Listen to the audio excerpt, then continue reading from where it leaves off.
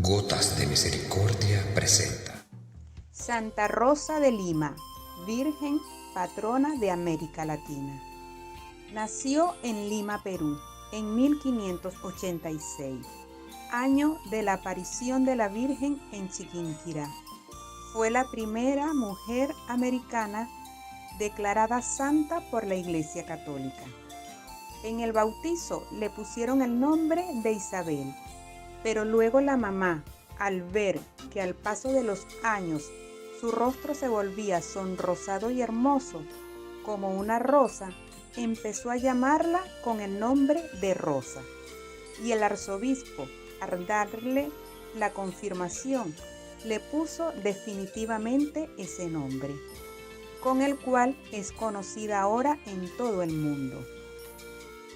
Desde pequeñita, Rosa tuvo una gran inclinación a la oración y a la meditación. Un día, rezando ante una imagen de la Virgen María, le pareció que el niño Jesús le decía: «Rosa, conságrame a mí todo tu amor». Y en adelante se propuso no vivir sino para amar a Jesucristo. Y al oír a su hermano decir que muchos hombres se enamoraban perdidamente era por la atracción de una larga cabellera o de una piel muy hermosa. Se cortó el cabello y se propuso llevar el rostro cubierto con un velo, para no ser motivo de tentaciones para nadie. Quería dedicarse únicamente a amar a Jesucristo. Un joven de alta clase social se enamoró de Rosa y quería casarse con ella. Sus padres estaban muy entusiasmados porque ellos eran pobres y esto daría a la joven un porvenir brillante.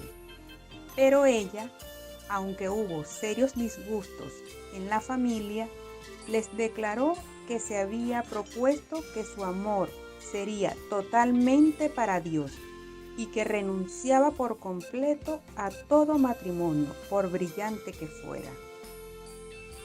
Se propuso irse de monja agustina, pero el día en que fue a arrodillarse ante la imagen de la Virgen Santísima para pedirle que le iluminara si debía irse de monja o no, sintió que no podía levantarse del suelo donde estaba arrodillada. Llamó a su hermano a que le ayudara a levantarse, pero él tampoco fue capaz de moverla de allí. Entonces se dio cuenta de que la voluntad de Dios era otra y le dijo a Nuestra Señora: «Oh Madre Celestial, si Dios no quiere que yo me vaya a un convento, desisto desde ahora de su idea». Tan pronto pronunció estas palabras, quedó totalmente sin parálisis y se pudo levantar del suelo fácilmente. Seguía pidiéndole a Dios que le indicara a qué asociación religiosa debería ingresar. Y de pronto empezó a llegar junto a ella cada día una mariposa de blanco y negro, y revoloteaba junto a sus ojos.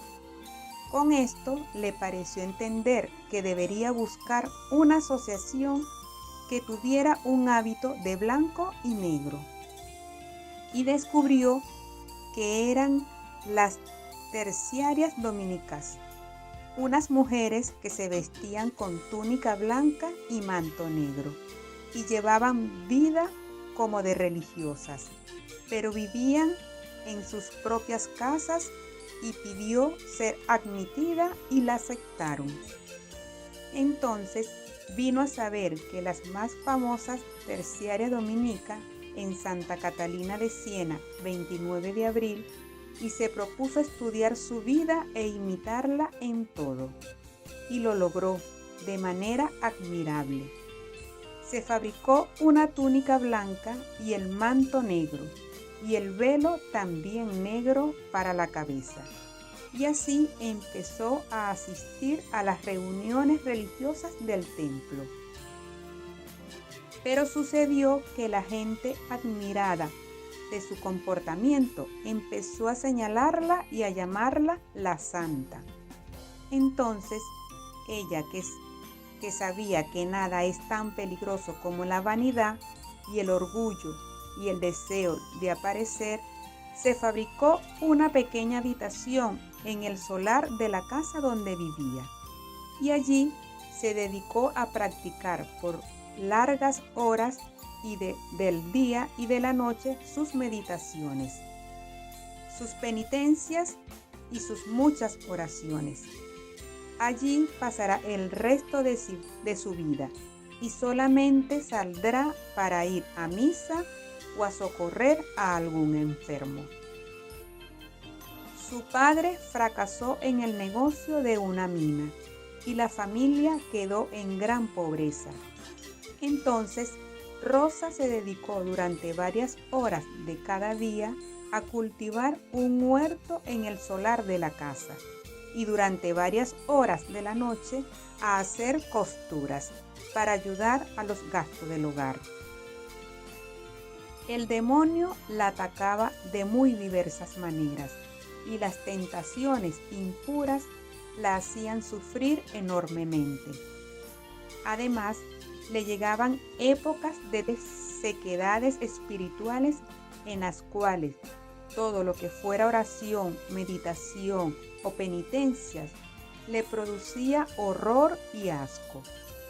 Y fuera de eso, la gente se burlaba de su comportamiento y los mismos familiares la consideraban equivocadas en su modo de vivir.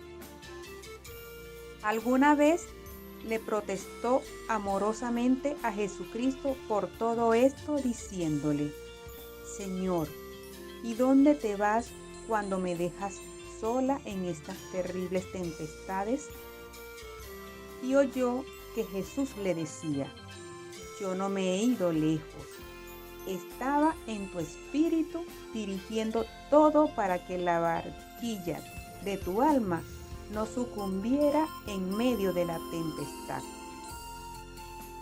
Es difícil encontrar en América otro caso de mujer que haya hecho mayores penitencias. Lo primero que se propuso mortificar fue su orgullo, su amor propio, su deseo de aparecer y de ser admirada y conocida. Y en ella, como en otras cenicientas del mundo, se ha cumplido lo que dijo Jesús: quien se humilla será enaltecido. Una segunda penitencia de Rosa de Lima fue la de los alimentos. Su ayuno era casi continuo y su abstinencia de carne era perpetua. Comía lo mínimo necesario para no desfallecer de debilidad. Aún los días de mayores calores no tomaba bebida refrescante de ninguna clase, y aunque a veces la sed la atormentaba, le bastaba mirar el crucifijo y recordar la sed de Jesús en la cruz para tener valor y seguir aguantando su sed por amor a Dios. Dormía sobre duras tablas, con un palo por almohada. Alguna vez que le empezaron a llegar deseos de cambiar sus tablas por un colchón y una almohada, miró al crucifijo y le pareció que Jesús le decía: mi cruz era mucho más cruel que todo esto.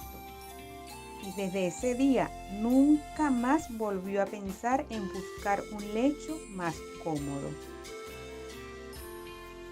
Distintas enfermedades la atacaron por mucho tiempo. Cuando algunas personas la criticaban por sus demasiadas penitencias, les respondía: si ustedes supieran lo hermosa que es un alma sin pecado, estarían dispuestos a sufrir cualquier martirio con tal de mantener el alma en gracia de Dios. Y ella sí que lo sufrió. En sus últimos meses exclamaba: nunca pensé que una persona tuviera que sufrir tanto tanto como lo que yo estoy sufriendo, pero Jesucristo me concede valor para soportarlo todo.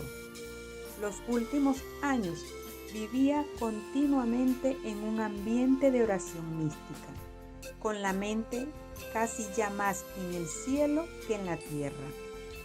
Su oración y sus sacrificios y penitencias conseguían numerosas conversiones de pecadores y aumento de fervor en muchos religiosos y sacerdotes. En la ciudad de Lima había ya una convicción general de que esta muchacha era una verdadera santa. Y a esta muchacha, pobre y sin estudios, le hicieron un funeral poco común en la ciudad de Lima. La primera cuadra llevaron su ataúd los monseñores de la catedral, como lo hacían cuando moría un arzobispo. La segunda cuadra lo llevaron los senadores u oidores, como lo hacían cuando moría un virrey.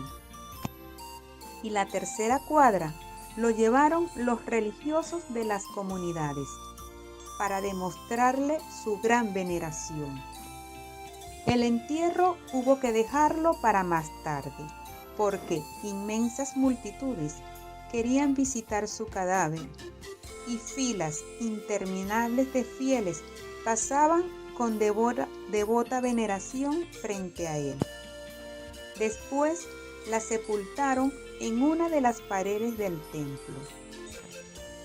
Los milagros empezaron a sucederse en favor de los que invocaban la intercesión de Rosa, y el sumo pontífice la declaró santa y la proclamó patrona de América Latina. Ayúdame a llegar a más personas. ¿Cómo? Dándome me gusta en la manito arriba. Ah, y no olvides suscribirte y darle a la campanita de notificaciones para que seas uno de los primeros en recibir nuestros hermosos videos.